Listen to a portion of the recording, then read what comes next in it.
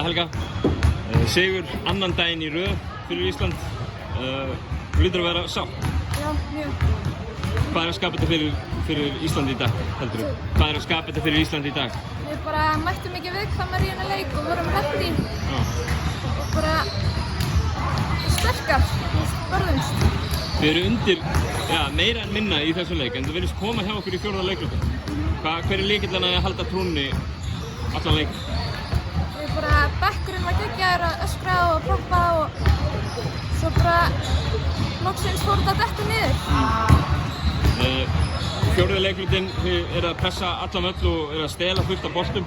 Er ekki gaman að spila í svoleiðis svona andrúmslofti? Jú, mjög, það er geggjað. Þegar við náum í steg.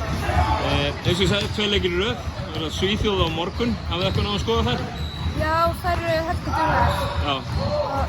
En þetta er bara að vinna við þær. Mætum í leikinn. Það er að reyna að halda sigurgöngun áfram. Já, vonandi.